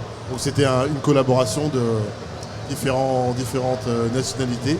Donc sur une histoire qui parle un peu du massacre de Tulsa aux États-Unis dans les années 30. ça. Voilà. Ok, bon, c'est pas les sujets les plus joyeux, mais c'est C'est bien pas aussi le plus heureux, mais qu'on les aborde dans les comités. c'était sympa d'aborder ce. Du coup, là, tu parlais de coloriste, ça veut dire que quand tu fais une cover comme celle-ci, là, celle de Hulk, ça c'est une cover alternative du coup? C'est une couverture alternative, ouais. Et donc là, tu as eu un coloriste qui est venu derrière travailler. Alors c'est là sur celui-ci pour la. Donc ça c'est le numéro 1. C'est Marvel qui décide de qui va travailler avec qui D'accord. pour les artworks qui servent de couverture. Et donc sur celle-ci, c'est Rachel Rosenberg qui s'est occupée de faire la couleur.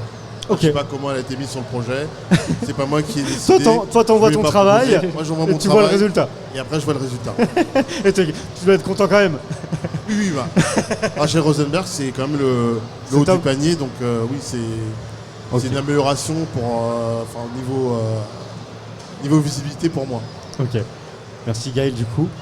David, Donc, toi, comment t'es tombé dans ce milieu? Parce que t'es pas artiste à la base, si peut-être? Non. Pas du tout. T'es passionné? De base, oui, passionné. Et il se trouve que je suis tombé là-dedans en même temps que j'ai rencontré Gaël à l'époque.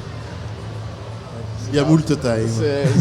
Il y a fort longtemps. Il y a fort longtemps? Dans une lointaine galaxie. Exactement. Oui, ça fait vraiment très longtemps.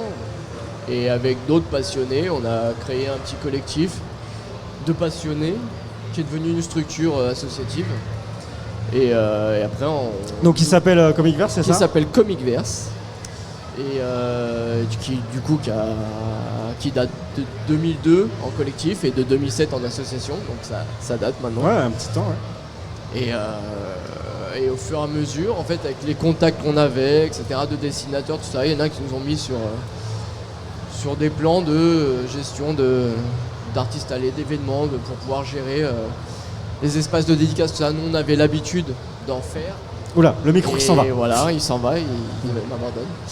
Et du coup, on savait plus ou moins la gestion de comment faire, etc., pour que ça se passe bien, etc. Et au fur et à mesure, on est venu nous démarcher, différents événements comme Tours qui sont venus nous démarcher au Comic-Con, etc. Et aujourd'hui, comment ça fonctionne en termes de réseau? C'est-à-dire que c'est les artistes eux-mêmes qui disent vous connaissez pas telle personne, ou c'est toi aussi qui va faire du repérage, etc. C'est comme pour les artistes qui ont différentes façons de rentrer dans le milieu. Nous, en fait, soit il y a des artistes qui nous démarchent. Il y a des artistes qui vous démarchent directement, ouais. Soit ils viennent en touriste sur un salon et ils nous en parlent. Yeah, c'est pas mal, moi aussi je veux bien un petit stand. Soit ils nous contactent en ligne via les réseaux de ça, soit nous on les démarche parce qu'on est attirés ou on les a rencontrés sur tel et tel événement où nous on n'était pas. Et puis après on a un réseau comme ça où on appelle directement les gens pour qu'ils viennent. Okay. Est-ce qu'il y a, au-delà du coup de cet aspect un petit peu artiste allé, etc., avec Comicverse, est-ce qu'il y a d'autres activités que vous proposez? Est-ce que c'est aussi une asso qui, par exemple, qui permet à un novice d'entrer dans le monde du comics, d'en apprendre un peu plus sur cet univers-là? Oui, carrément. Là déjà sans parler de la gestion de l'artiste allé, d'inviter, etc., des artistes, nous on a un stand en partenariat avec Tours, enfin avec le Japan Tour Festival, ouais. Et leur partenaire aussi XPPen, oui. On fait des démonstrations sur tablette graphique. Parce je suis pas tout seul, on est plusieurs. Oui, bien sûr. Et donc on permet au public de venir utiliser le matériel et de découvrir ce matériel. Il y en a qui ça leur permet qui dessinent aussi. Et c'est comme ça aussi qu'on fait des rencontres de jeunes artistes qui ont vraiment un talent et qui n'osent pas, ils connaissent pas, etc. Et ils viennent tester un matériel. Et on a, là on fait avec XPPen, mais on a aussi des marqueurs de la marque Copic, qui sont les marqueurs alcool aussi à la main. les plus connus et les plus utilisés, notamment par les mangaka japonais. Et du coup, on permet aussi au public de découvrir le matériel et de nous faire des rencontres avec des gens. Et il y en a qui se sont retrouvés comme ça à venir finalement en artiste allé quelques mois ou quelques années plus tard, en gardant le contact, en voyant l'évolution de ce qu'ils font avec ça. Et il y en a qui durent. Depuis combien d'années du coup vous travaillez tu viens sur les artistes allés, toi, Gaël? Ça fait combien de temps que tu fais les artistes allés comme ça dans les conventions? Et quelques temps maintenant. Quelques temps. T'en as fait à l'étranger un petit peu aussi ou pas? Je crois que ma première convention date de 1999. Ah. Ok. Et t'en as fait un petit peu à l'étranger? Un tout petit peu, ouais. Notamment j'ai fait la Baltimore Con en 2019. Ok. Voilà. Après, ça m'est arrivé d'aller à droite à gauche pour faire des petites conventions. Mais en général, je tourne plus sur la France, la Suisse. Voilà, en gros. Ok. Très bien. Et tout ça va continuer, des rendez-vous encore de placer pour d'autres nouvelles artistes allées? Ouais. Ça ne s'arrête jamais. Oui, ça s'arrête pas. Après, c'est nous qui choisissons aussi Est-ce que tu constates quand même une évolution de l'intérêt? Parce que ça fait combien de temps tu disais? Donc 2002, le groupement, hein, c'est ça? Le collectif, ouais.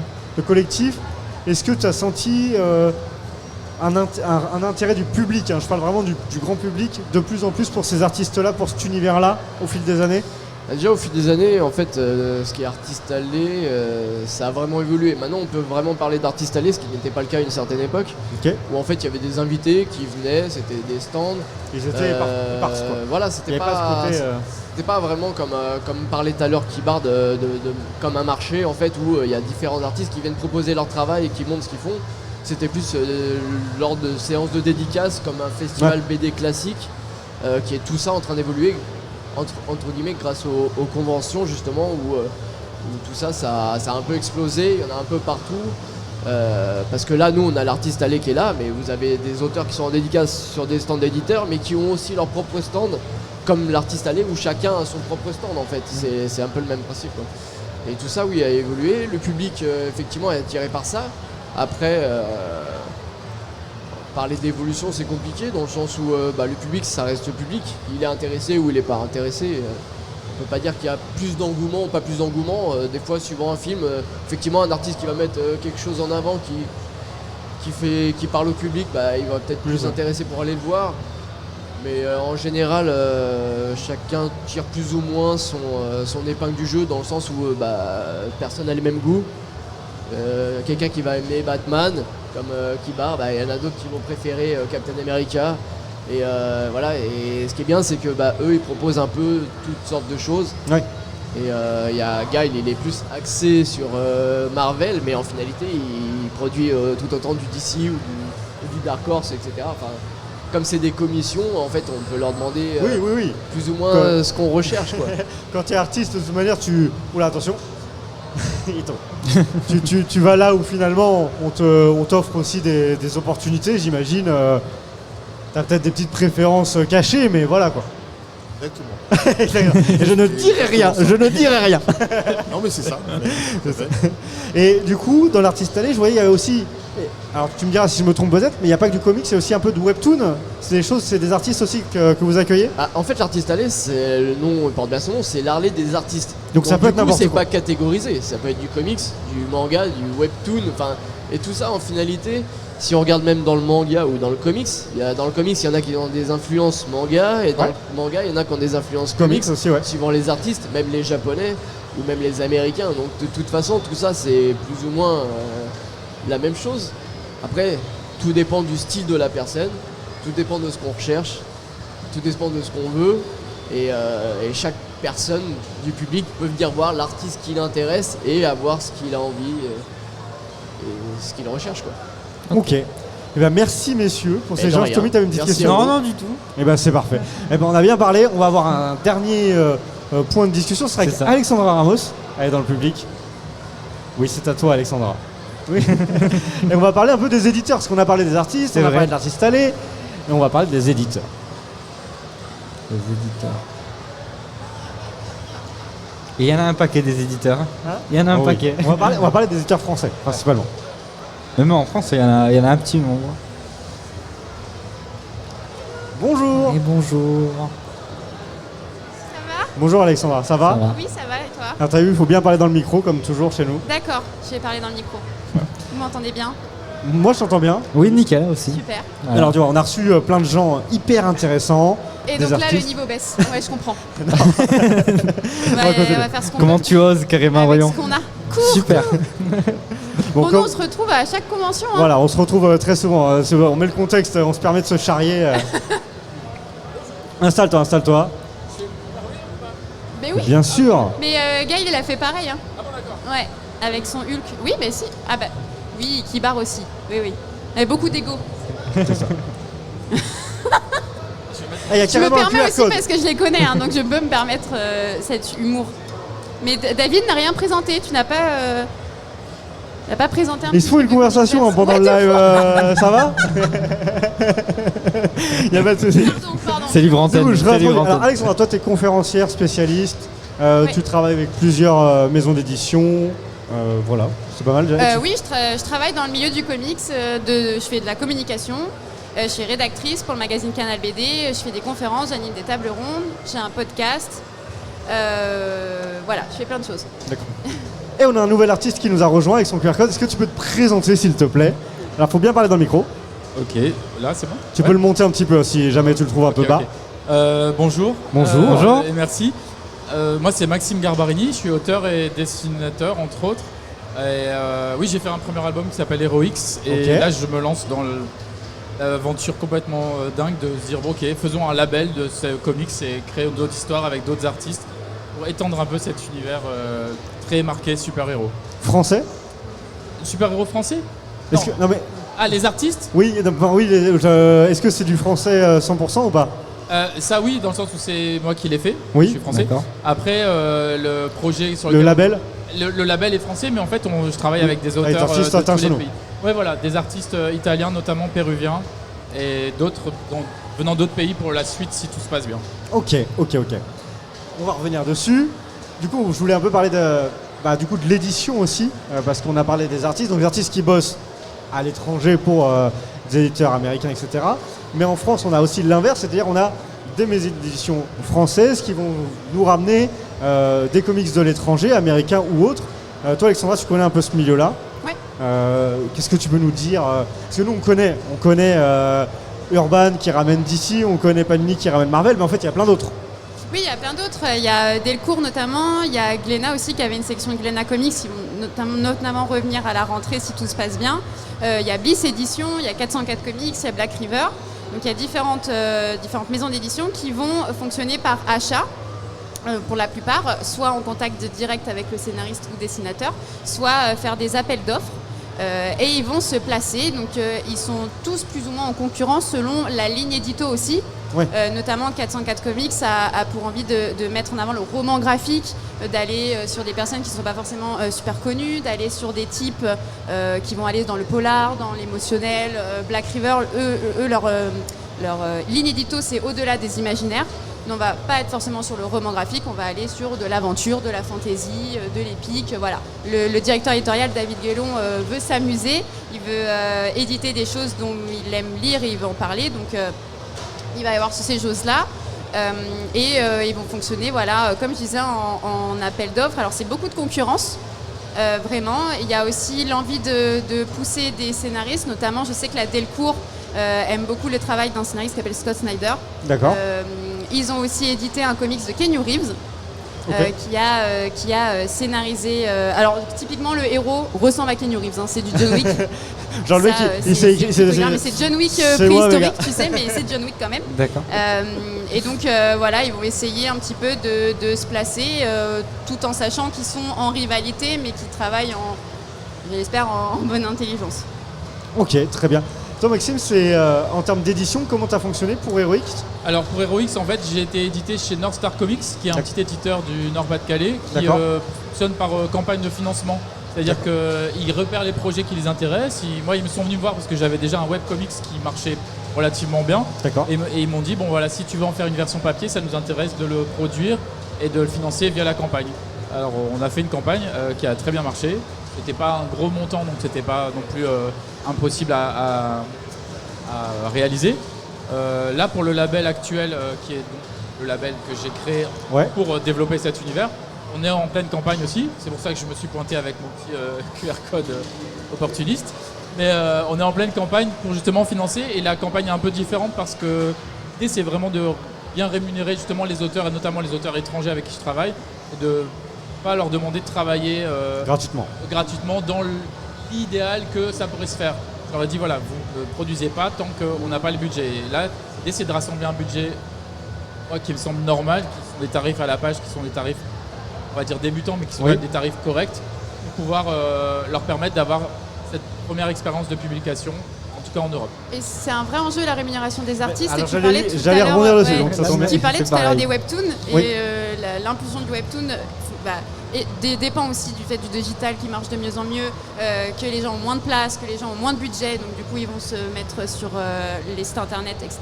Mais aussi les artistes, ils voyaient quelque chose de bénéfique parce que la rémunération se faisait automatiquement. Oui, d'accord. Il n'y avait pas de délai. Et comme il n'y avait pas ce passage à l'impression et aussi à tout ce qui découle des librairies, etc., c'était plus direct et ça leur permettait de l'argent plus facile dans les poches parce que je pense qu'on se rend pas compte que les dessinateurs touchent déjà sur le long terme, donc c'est pas parce qu'ils vont éditer quelque chose, même s'il marche bien. Je sais que j'avais interviewé une artiste qui s'appelle Lou Luby, qui avait fait une BD sur les contes, où elle décortique les contes et elle a eu 3 réimpressions. C'est pas parce qu'il y a eu 3 réimpressions qu'elle a touché beaucoup d'argent. Au moment où je l'avais interviewée, elle avait encore rien. Mais il faut faire son année et en même temps il faut penser à son deuxième projet et en même temps il faut payer son loyer et voilà. Ça peut être très long. C'est vrai Alors, autant dans le milieu du manga, on parle souvent du fait qu'il faut charbonner, parce que sinon tu gagnes rien. Autant en fait, c'est la même chose un peu partout. Il y a quand même du boulot, quoi. Il faut vraiment fournir un boulot. Je pense que la bande dessinée, ça reste un loisir créatif. Ça reste un des arts, où le temps de production est hyper long. Si vous voulez vraiment arriver au bout d'un projet, ça peut vraiment prendre beaucoup de temps et ça demande effectivement un travail constant. Et on est finalement, je pense, assez peu dans le milieu à ne faire que ça. Parce qu'en termes de rémunération, pour l'instant, ça ne peut pas assurer une vie quotidienne décente. Donc on a tous des boulots à côté, en fait. D'accord. Et tout dépend le projet, aussi notamment du côté de chez Urban. Moi, j'avais interviewé le dessinateur Jorge Jiménez, qui est un peu l'étoile montante en ce moment chez DC. Et lui, il est très attendu parce qu'il est sur des runs, donc des séries de comics.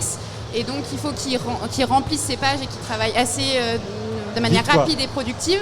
Contrairement au scénariste et dessinateur Sean Gordon Murphy, qui a créé son Murphyverse. Et donc lui, il y a tellement une liberté au niveau de ses titres de Batman qu'il est beaucoup plus tranquille. Évidemment, il a des deadlines, mais c'est pas le même rapport parce que lui, il a créé ses pôles de comics, il n'a pas de deadline entre c'est White Knight, etc. C'est Batman White Knight, c'est Batman White Knight présente Harley Quinn, et là il y a eu le Batman Beyond The White Knight, qui est excellent d'ailleurs, que je conseille. Et voilà, il n'y a pas de problème de délai et c'est beaucoup plus simple. Alors que quand ils sont engagés sur des runs et notamment sur des personnages importants et qui rapportent beaucoup d'argent, comme Batman, ils sont attendus. Ils sont très attendus. Est-ce que tu peux nous expliquer, Maxime, parce que tu as parlé de label, mais peut-être que c'est un terme qui ne parle pas non plus à tout le monde. Exact. Et il faut peut-être le différencier du coup de la partie édition, etc. Qu'est-ce qu'un label ? Alors c'est vrai que c'est un choix un peu bizarre comme terme parce que c'est quelque chose qu'on entend plus souvent dans le milieu de la musique par exemple, tout à fait. ou alors c'est quelque chose qui doit donner une sorte de gage de qualité. Donc moi je fais pas de musique et j'espère que ça a de la qualité. Le label Seal of Quality. C'est ça. La qualité, c'est les lecteurs qui en jugeront.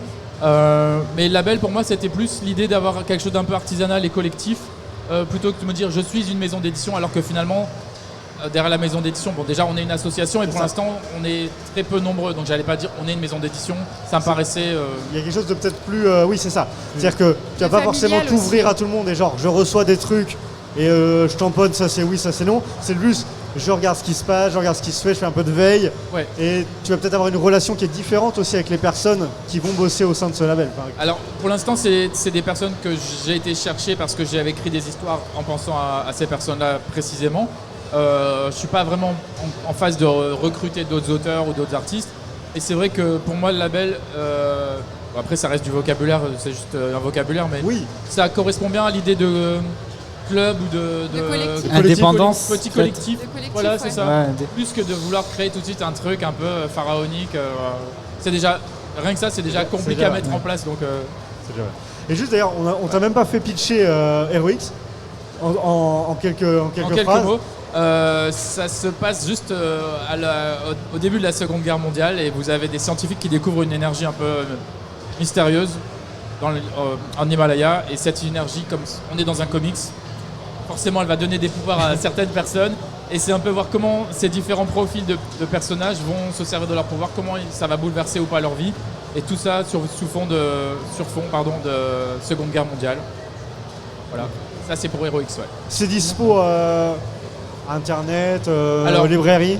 De moins en moins, parce qu'en fait, l'idée c'est que même si ça a été édité par une autre association que le label que je suis en train de créer, du coup là j'ai récupéré le stock et en fait c'est dispo sur la campagne de financement en ce moment. D'accord, on peut le retrouver sur la campagne. Et tu le proposes également peut-être sur l'Artiste Alley ici? Ah tout à fait, ouais.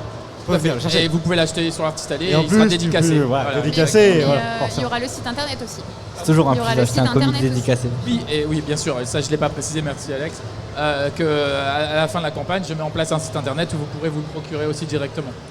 Ok, ça marche. Donc à suivre donc la campagne, c'est une campagne avec classique avec contrepartie, etc. Exactement, on a des contreparties qui sont effectivement le premier album d'Heroics plus l'album Fragment qui est en production. La possibilité d'avoir aussi des prints, des illustrations exclusives, dont notamment une qui sera réalisée par Olivier Coppel. Qui est... Pas mal, House of M. Voilà. C'est vrai que tu m'as mis le mot, hein. Je connais, d'accord, j'ai lu un copie. Ah oui, c'est mon préféré. Qui est aussi un des auteurs français. C'est mon shoot-out. Magic Order aussi. Exact. Très bien. Voilà, qui est aussi un des artistes et des auteurs français qui a vraiment explosé aux États-Unis et à bonne raison. Et parmi les autres contreparties, on a aussi des planches originales ou la possibilité d'apparaître dans la BD. Voilà, c'est une campagne qui a lieu en ce moment sur Ulule. On est à peu près à la moitié, on est un peu plus de 50%, donc on a besoin on a besoin du plus de grand nombre de monde. Faut y aller les gars là. C'est vrai, ça. Tout à fait. Merci. Oui. Ok, revenons-en un petit peu à nos histoires de maisons d'édition, etc. On a parlé français, etc. Mais toi, Alexandra, t'as quand même là, ça fait, on s'est rencontrés la première fois, donc c'était il y a 2 ans, je crois, sur l'Angers Geek Fest. On avait déjà parlé un petit peu du sujet de l'évolution du comics de manière générale auprès du public français. Ouais. Est-ce qu'on continue de voir quelque chose qui évolue ou est-ce qu'on est un peu, c'est toujours aussi brouillon et les gens ont toujours un peu de mal à se lancer dedans? Bah, en fait, ça dépend. Le comics, il reste toujours compliqué parce qu'il reste de niche un petit peu. On parle des fameux 4%, la communauté. Oui, c'est ça. 4%, nous sommes les 4%. Oui, mais au final, c'est pas vraiment 4%. Non. Le problème aussi, c'est que on parle de comics, on parle de BD, on parle de romans graphiques, sauf que la plupart des personnes qui ont dit qu'ils ont acheté un roman graphique ou la librairie qui suppose qu'elle a vendu un roman graphique, ça peut être un comics. Parce que aussi l'évolution elle se fait par les formats qui sont de plus en plus divers et variés où notamment Urban Comics propose toute une collection Pocket maintenant, c'est ça, non? Tu vois pas voilà, ouais, Pocket. On sent l'avis sur la question. Urban Nomade, qui se vaut du coup nomade, où tu te promènes avec ton petit comics parce que tu c'est vas à un la format plage, petit.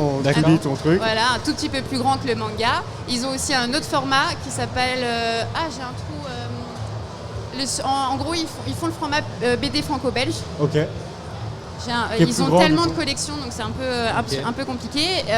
Ce qui implique que les librairies vont changer d'emplacement pour ces BD-là. Et de fait, moi, à un moment, quand j'étais encore en librairie, le format qui était en BD franco-belge, qui était du comics, typiquement, a été rangé dans le rayon BD et a été mieux vendu. Oui, parce et les gens avaient moins peur. En fait, aujourd'hui, quand on va dans un libraire classique ou même à la FNAC, en fait, le tri, il est fait par format. Oui. C'est ça. C'est-à-dire qu'en fait, si je suis un petit machin, je vais avec les mangas. Si j'ai le format BD, peu importe que je sois français, américain, etc., je vais avec les BD, c'est ça? Il peut être fait par format, il peut être fait par thématique. Après, les différentes librairies ont leur fonctionnement. Mais je pense que le comics, il a évolué par là aussi, par le format, par sa diversité aussi sur les thématiques. C'est-à-dire qu'aujourd'hui, penser que le comics, c'est du super-héros ou de la super-héroïne, c'est faux. On a de l'horreur, on a de la SF, on a des choses qui parlent de deuil, qui parlent de vraiment plein de thèmes qui touchent les personnes qui vont bien plus loin que des personnages qui ont des capes. Et je pense que ça c'est important aussi de le noter. Et aussi ça a évolué parce qu'il y a un nombre très très très important de maisons d'édition qui se lancent. Donc on parlait de maisons d'édition françaises, mais même américaines. Enfin beaucoup de maisons d'édition françaises qui du coup vont faire des rachats de maisons d'édition indé américaines. Mais il y a énormément de projets. Ça va perdre un peu les repères encore plus de certaines personnes d'avoir... Du coup, vous avez plus de concurrence et le budget des personnes, leur porte-monnaie vont réduire parce qu'ils vont pas pouvoir tout suivre. Et même moi, en tant que grosse consommatrice et lectrice de comics, je n'arrive pas à tout suivre, sachant qu'en plus, des fois, j'en reçois. Du coup, tu fais un choix. Je fais des choix, voilà, sur le mois, je vais pas pouvoir tout suivre, malgré le fait qu'il y a une très très belle proposition. Et Maxime, pour en revenir sur les thématiques traitées, est-ce que toi, au sein du label que tu imagines, ça va être vraiment du super-héros ou c'est vraiment... Ça peut être beaucoup plus large que ça? Alors, moi je vais rester axé sur le côté surnaturel qu'on retrouve dans les récits de super-héros. Par contre, j'essaie, chaque mini-série que je développe avec les autres artistes, de leur donner une tonalité et une thématique effectivement différente. Je peux avoir un truc qui est plus sur les combats féministes, un truc qui sera plus sur le côté social, le combat ouvrier, le côté anti-système. Quelque chose d'autre qui va être plus sur le deuil, la drogue. Enfin, t'as forcément des thèmes Il y a des messages à passer? Ouais, je pense que j'ai toujours des messages à passer, parfois malgré moi. Et l'idée, ce qui est bien, c'est on travaille avec différents artistes de différentes cultures, avec différents styles graphiques, c'est d'avoir à chaque fois un cocktail de tous ces éléments-là très différents, mais en même temps, les histoires se déroulent dans le même univers. Donc on a quand même un fil rouge. Ah oui, c'est vrai. Il y aura ce côté univers. Mais aujourd'hui, ça, les gens, ils sont prêts, je pense, parce qu'ils ont envie d'avoir ces univers liés. Tout le monde veut faire un univers lié, donc forcément, les gens sont prêts pour ça. Et c'est vrai que ça fonctionne. C'est l'inverse du multiverse. Plutôt que de développer différents univers, je rassemble tout ça dans un seul, en fait. Ok, affaire à suivre. Hein. C'est moins bordélique. La campagne de crowdfunding, les gars. Merci. Ça marche, je sais plus où j'en étais avec nos histoires de maisons d'édition. Ah oui, l'état du state of the comics en France. Mais du coup, bon, il y a beaucoup de maisons d'édition, etc. Et les gros continuent de fonctionner quand même assez bien. Oh oui. Tout continue à surfer sur les sorties cinéma, etc. Même si on a l'impression que les gens s'en lassent d'une certaine manière. De ce que j'avais pu voir là, dernièrement, une des meilleures ventes de comics, c'était le Batman Fortnite chez Urban Comics. Pourquoi bien, parce que c'est lié à Fortnite, c'est lié à un média. Tu l'as lu c'est lié à un média un peu plus populaire. Ouais. Et puis évidemment, c'est Batman. C'est très simple. Les meilleures ventes du côté de chez DC, c'est Batman. Et du côté de chez Marvel, c'est Spider-Man. C'est Spider-Man, oui. Bon, ça reste Spider-Man. Donc oui, c'est sûr que c'est lié à des choses qui vont intéresser un peu plus les personnes par d'autres médias, comme là, en l'occurrence, les jeux vidéo, et peut-être pour suivre les films, mais c'est pas forcément tout le temps le cas. Ça va vraiment dépendre des films. Moi, je me souviens aussi en librairie pour The Batman. C'est vrai que les gens étaient très intéressés par le fait que ça soit lié à des comics. Ça a été joué aussi par la communication, où le réalisateur ou la prod avait bien appuyé sur le fait que on s'est inspiré de tel comics. Il y avait Batman The Imposter, il y avait Batman Halloween, il y avait Batman Année 1. Et James Gunn l'a fait pareil pour les nouvelles productions qu'il va faire sur le DCU. Voilà, Superman Legacy, The Authority. Ouais. Donc The Authority, c'est un comic qui est incroyable et qui est connu depuis longtemps. Et là, tout le monde se l'est dévoré. Il y a eu des ruptures de stock en librairie, alors que ça existe vraiment depuis longtemps. Parce qu'il en parle et qu'on se base sur les comics. C'est la preuve que c'est pas parce qu'on marque dans le générique basé des comics que ça marche. Oui. Pour moi, il faut vraiment plus s'appuyer sur le fait, et ça, c'est un boulot de tout le monde, de la prod, des réalisateurs, des acteurs, en disant voilà, il y a une source de base qui est importante, qui est infinie. Et s'il n'y avait pas cette source-là... Des fois, elle est trompeuse. Genre la série Secret Invasion qui n'a rien à voir avec le run Secret Invasion, mais les gens l'achètent quand même. Oui, mais tant mieux. Enfin, tu vois, même si ça n'a rien à voir, s'ils s'intéressent aux comics de base, ce sera toujours mieux de toute façon que de regarder la série. Mais bon, je sais pas ce qu'elle en est. J'ai vu que le premier épisode et ça m'a un peu ennuyé. Je suis placé, ça a l'air. Oui. Mais oui, en effet, ça dépend. Notamment, un des plus gros succès de chez Marvel, bon après ça commence à passer, mais je dis ça depuis quelques années, mais le Gardien de la Galaxie, ça avait fait un gros tollé, notamment par son côté très pop culture. Ça n'avait pas du tout ramené des gens sur le côté comics en librairie et sur le côté comics. Donc, mais ce que j'avais dit tout à l'heure à notre table ronde, c'est vrai qu'il y a des maisons d'édition qui s'attardent du fait de choisir des titres qui vont avoir des adaptations. Séries Netflix, etc. Pour pousser les ventes. Oui. Clairement. Et sinon, là, je sais que Black River va s'attarder peut-être sur le renouveau des comics Doctor Who. D'accord. Et tout de suite, il y a une réflexion.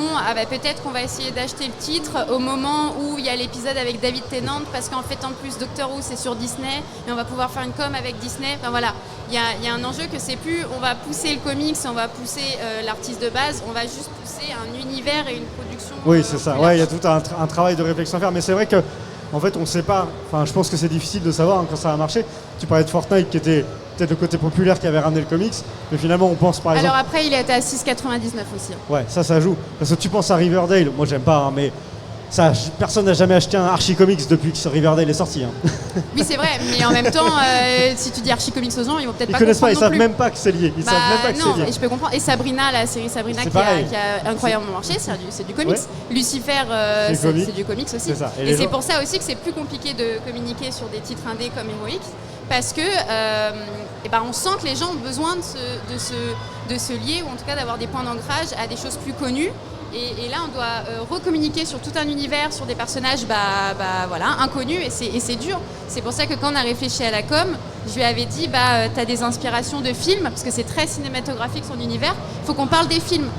C'est bien. Son titre, il y avait un titre Blood Rose qui est lié à Kill Bill. Voilà, fallait que je parle de Kill Bill, fallait que je mette un hashtag Kill Bill parce que faut que ça parle aux gens, parce que c'est très dur. Voilà, il s'agit de c'est des liens à faire.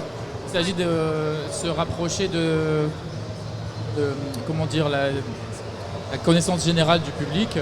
Et voilà, en fait, c'est juste, je rebondis sur ce qu'on vous disiez tout à l'heure. C'est vrai que maintenant, quand on produit des comics, il faut avoir conscience que ça va faire partie d'un écosystème. Oui. Ça peut être une adaptation jeu vidéo, ça peut être un webtoon, ça peut être une série. Donc, des fois on écrit en se disant j'écris une histoire, mais peut-être que cette histoire va connaître différentes manières de s'exprimer en fait. Pièce de théâtre. Pourquoi pas? Ouais. Désolé, je bouge le plateau. Je casse le plateau. Et du coup, je voulais en revenir un petit peu sur cet aspect aussi convention, rencontre avec les gens.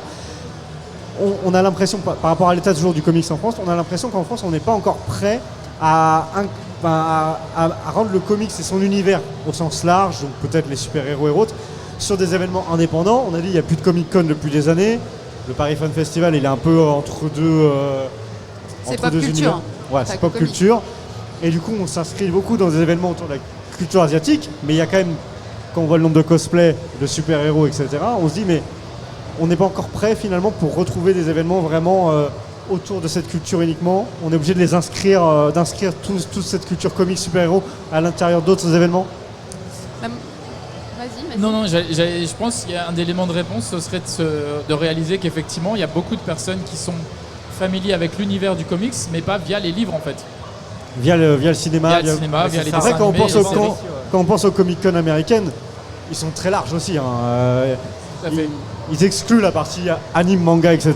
Oui, mais ils invitent les acteurs, ils invitent Chris Evans, ils font du lien entre les films c'est ça. et les ils comics, invitent, par contre, ils prennent tout le ciné, les séries. Et ils n'ont pas du tout la même culture au niveau des artistes et au niveau des sketchs et des dessins.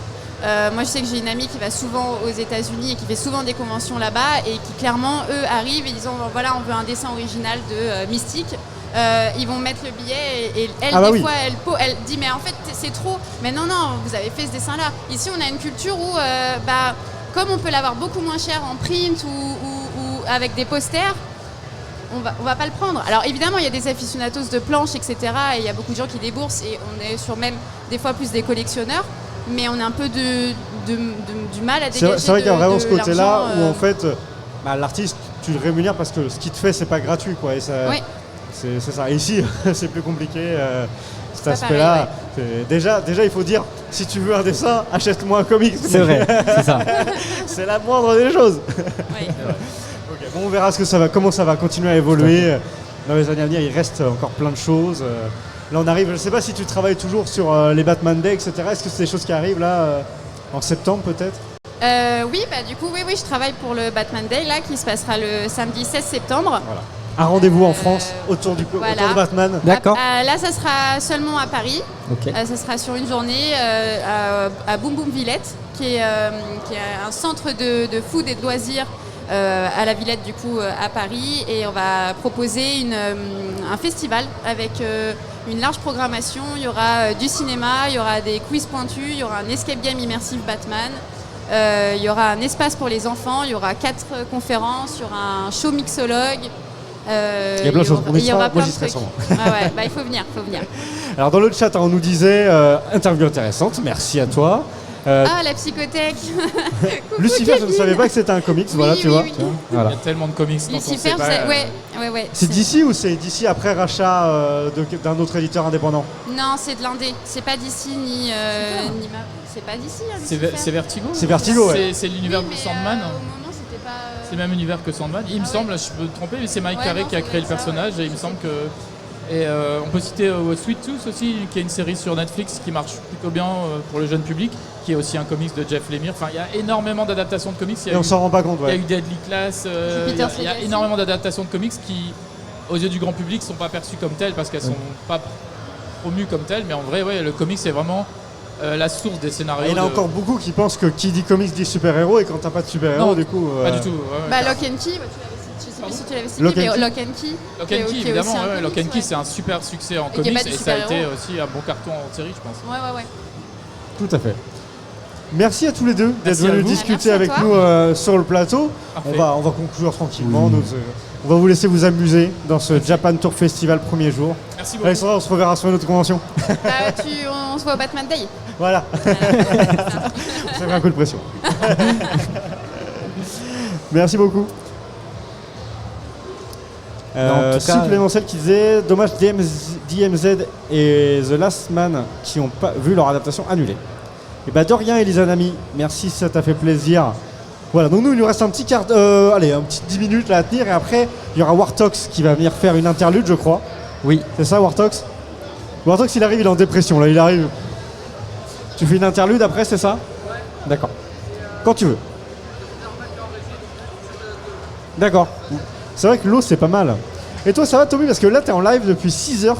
Oui. Enfin, pas 6 heures du matin, mais ça fait 6 heures que t'es en live. Tout à fait. Donc, je t'ai senti un petit peu off. Alors là j'étais off parce qu'en fait les artistes, enfin les gens qu'on a accueillis sur le plateau, ils étaient hyper complets, donc du coup j'ai même pas pu rebondir parce qu'ils avaient déjà dit la réponse que j'attendais. Mais c'était vraiment cool et trop bien quoi. C'est ça, c'est ça. Moi j'enrichis ma culture et oui, je suis content ça. quoi. C'est trop bien. C'est ça, on rencontre plein de gens hyper intéressants et c'est vrai que si vous avez l'occasion vous aussi, on leur a pas demandé quand est-ce qu'ils refaisaient les conventions, mais si vous avez l'occasion de faire des conventions où il y a une artiste allée, vous regardez si Comicsverse est présent et vous allez pouvoir directement rencontrer ces artistes-là, leur acheter des couverts, ils vont faire un petit dessin, etc. Alors en plus, c'est pas juste de la dédicace la plupart du temps, oui, c'est vraiment un dessin. Donc c'est vraiment hyper cool, c'est vraiment de belles occasions. Qu'est-ce qui se passe après? Donc tout à l'heure, on va voir Wartox qui va nous faire une interlude pour faire gagner des petits cadeaux, je pense. Oui. Et ensuite, on part sur Tokyo. Ouais, c'est ça. On prend l'avion avec Pandora et Wartox. Découvrir Tokyo, du coup, tout ce qu'il y a comme culture autour de Tokyo finalement. Ça sera sur la chaîne de Wartox. Du coup, à 17h, donc ça va être vite venu. Et après, il y a encore une interlude. Il y a encore une interlude avec Sturi. Avec Sturi et Wartox. Je crois que Sturi, il vient pas au final. Mais il y a quand même une interlude. Mais après, vous allez retrouver du coup en fin de journée un live dégustation de produits japonais avec Pandora et Zarmal. Alors, dégustation, on sait pas. Enfin, d'après ce que m'a dit ma source à l'extérieur, voilà. Allô, Tommy? Ils allaient essayer de trouver des trucs à déguster. Voilà, tout à fait. On espère en tout cas qu'en live ça vous a plu. Je sais pas combien vous étiez. J'ai pas regardé ça. Merci pour les follow. Ça fait toujours plaisir. Voilà. De nous avoir suivis. Nous, on passe un bon moment ici. On est un petit peu HS. Et c'est que le premier jour. Hein. C'est que le premier jour. Bah après moi j'ai carburé là aujourd'hui. Hein. Ah, le retour de Wartox avec sa Boudello. 3. On change chez qui? Ok, bah écoute, je pense qu'on va pouvoir le faire la transition alors. Ok, et bah écoutez, on va faire la transition sur la chaîne de Pandora que vous allez retrouver du coup à 45 pour Wartox. Zarmal en régie, si tu m'entends, tu peux passer sur la scène transition. Salut, salut.